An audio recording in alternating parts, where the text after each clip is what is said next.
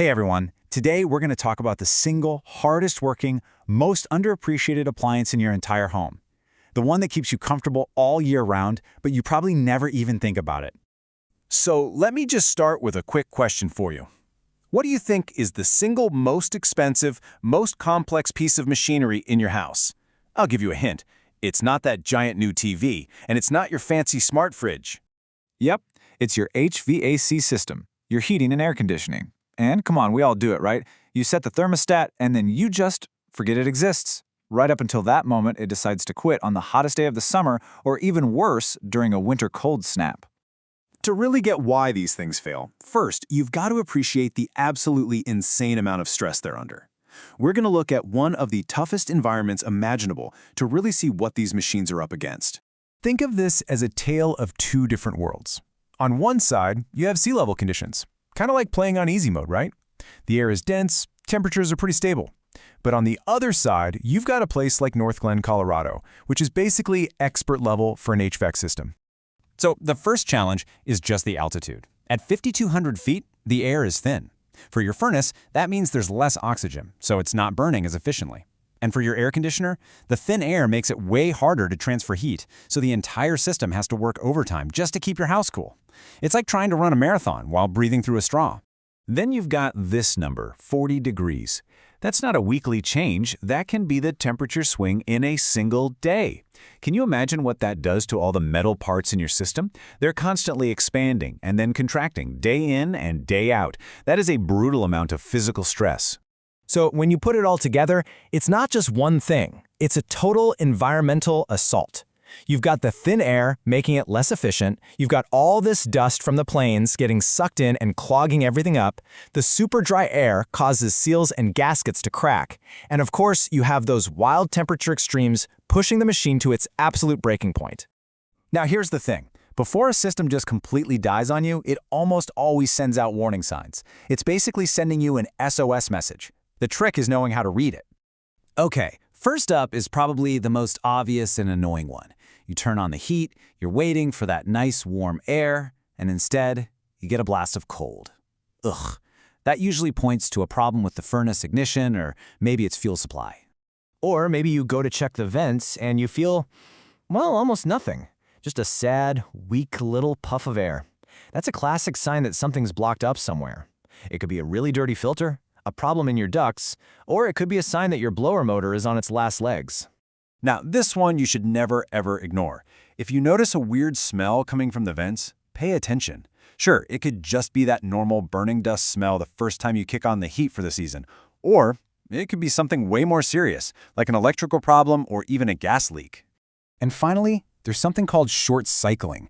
This is when your system turns on, runs for just a minute or two, and then shuts off. And then does it again and again and again.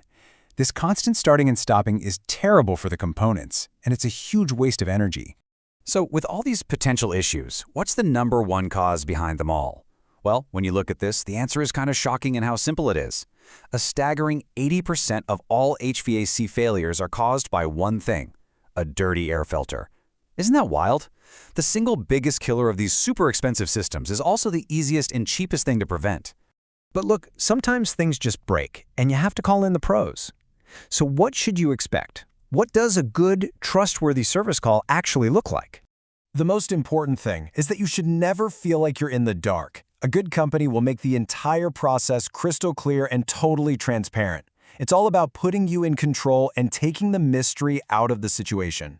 And it really just boils down to a simple 3-step playbook. First, you contact them and they send a technician. And ideally, they give you updates so you know when to expect them. Second, they figure out the problem and give you a clear, upfront, flat-rate price. No work starts until you approve it. And third, after you give the okay, they do the repair and then test the whole system to make sure everything's running perfectly. And now we get to the big one, the moment every single homeowner dreads.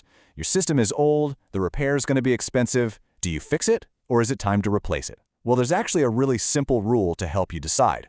It's called the $5,000 rule. It's just a quick little bit of math that helps take all the emotion and stress out of a really tough financial call by just giving you a clear, data-driven answer. So here's how it works. You multiply the age of your unit in years by the estimated cost of the repair. If that number comes out to more than $5,000, then replacement is probably the smartest financial choice. So in this example, you've got a 12-year-old system needing a $500 repair. 12 times 500 is $6,000. That's over the limit, a clear sign to replace. And you know, there's actually a bonus to replacing that old clunker. It's not just an expense, it's an investment. A new, modern, high-efficiency system can literally slash your energy bills by 20 to 40%. Over time, those savings really add up and help pay for the cost of the new unit. So how do we avoid getting into that whole emergency repair or replace nightmare in the first place? Well, it's all about shifting from being reactive to being proactive. It's about playing the long game. And honestly, the best way to do that is with a super simple maintenance plan. Get your AC tuned up in the spring before the summer heat hits, and get your furnace checked out in the fall before you're desperate for heat. This way, you catch the small problems before they turn into huge, expensive emergencies. And that brings us to your final takeaway checklist. Number 1, please remember that 80% statistic and change your filters every month or 2. It's the most important thing you can do. Also, keep that outdoor unit clear of leaves and junk. Keep your ears open for any new or strange noises. And finally, just know how old your system is. The typical lifespan is about 15 to 20 years. So, if you're getting close, you can start planning ahead instead of being blindsided. Which brings us to the final question. After everything we've talked about, from all the stress it's under, to the warning signs to how to take care of it, is your home's hardest working appliance actually ready for its next big test? Something to think about. Thanks for joining me.